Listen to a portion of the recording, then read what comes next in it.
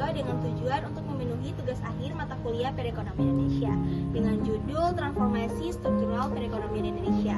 Saya Humaira Ikram dengan NPM 0204241183 dari kelas 2B Manajemen. Dengan saya Gafira Nalesmin dengan NPM 0204241182 dari kelas 2B Manajemen. Dan saya Dita Sari Hendrawan dengan NPM 0204241181 dari kelas 2B Manajemen. Halo, dan saya Ida Sapitra M. Sofyan dengan NPM 02042480 dari kelas 2B Manajemen. Jadi di sini saya akan menjelaskan sedikit tentang transformasi struktural itu apa dan dua faktor utama dari transformasi struktural. Jadi transformasi struktural itu adalah proses fundamental dalam struktur ekonomi suatu negara atau wilayah yang melibatkan pergeseran signifikan dalam komposisi sektor ekonomi, meningkatkan produktivitas dan mengubah pola pertumbuhan ekonomi. Kemudian dua faktor utama dari transformasi struktural adalah faktor eksternal dan faktor internal. Masing-masing dari faktor eksternal dan internal mempunyai tiga sektor. Faktor eksternal sendiri mempunyai sektor yang pertama yaitu pertumbuhan ekonomi, yang kedua perubahan teknologi, dan yang ketiga perubahan demografi. Kemudian faktor eksternal internal mempunyai sektor yang pertama yaitu globalisasi, krisis ekonomi, dan perubahan lingkungan dan iklim. Nah, di sini saya akan menjelaskan beberapa program pendukung tentang transformasi struktural ekonomi yang sudah dikemukakan oleh beberapa ahli ekonomi. Nah, yang pertama ada dari Arthur Lewis. Nah, Arthur Lewis ini membagi ekonomi menjadi dua, yaitu sektor tradisional di pedesaan seperti pertanian dan juga sektor modern di perkotaan seperti industri. Nah, karena kelebihan tenaga kerja di desa, banyak orang kemudian pindah ke kota. Nah, ini muncul sehingga terjadi kemunculannya urbanisasi dan mendorong pertumbuhan ke sektor industri. Selain teori dari Arthur Lewis, ada juga teori dari Holocenary.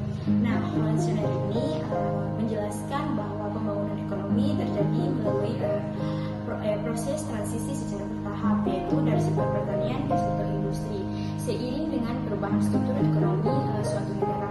Kemudian ada teori dari Clark Fisher. Nah, teori ini ngomongin soal pergeseran sektor kerja yang awalnya banyak pertanian yaitu primer, lalu pindah ke industri yaitu sekunder, dan akhirnya ke jasa yaitu tersier. Nah, kemudian ada teori terakhir yaitu dari Kuznets. Nah, Kuznets ini melihat waktu negara mulai berkembang, pendapatan naik, tetapi ketimpangan juga naik, tapi lama-lama juga ekonomi makin stabil sehingga ketimpangan juga bisa turun. Baik, di sini saya akan menjelaskan pentingnya transformasi struktural untuk mendalam penuntasan kemiskinan, yaitu untuk meningkatkan produktivitas dan pertumbuhan ekonomi, yang kedua untuk meningkatkan diversifikasi ekonomi, yang ketiga untuk meningkatkan keterampilan, dan yang keempat untuk mengurangi ketimpangan. Secara umum, jumlah penduduk miskin mengalami penurunan jumlah 28 juta pada Maret 2012 hingga pada jumlah 24 juta pada Maret 2024. Penurunan drastis terjadi pada tahun 2011, tetapi ada kenaikan tajam pada Maret pada tahun 2020 hingga 2021 ini karena disebabkan oleh pandemi COVID-19. Setelah itu dia kembali ke titik awal setelah pandemi COVID-19. Jadi saya akan menjelaskan materi tentang dampak dari transformasi struktural. Pertama ada dampak positif, terbagi menjadi tiga. Pertama, satu, peningkatan produksi pertanian yang dirangsang oleh perubahan sistem pertanian subsistence ke pertanian modern atau agroindustri. Yang kedua yaitu penyerapan tenaga kerja atau pengangguran di perkotaan pada industri baru. Dan yang terakhir ketiga, percepatan arus uang dan barang yang merangsang percepatan pendapatan per kapita masyarakat yang pada gilirannya memperbaiki tingkat kesejahteraan.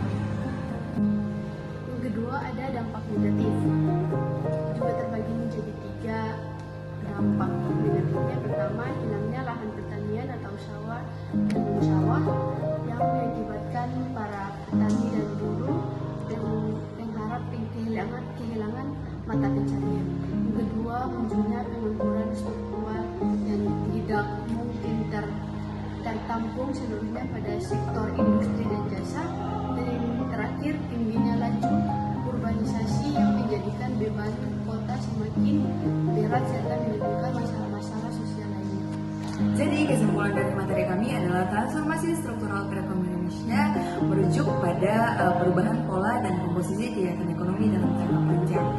Seiring waktu, Indonesia telah mengalami beberapa perubahan signifikan dalam struktur ekonomi, terutama dalam sektor-sektor utama, misalnya seperti pergeseran dari sektor pertanian ke sektor industri.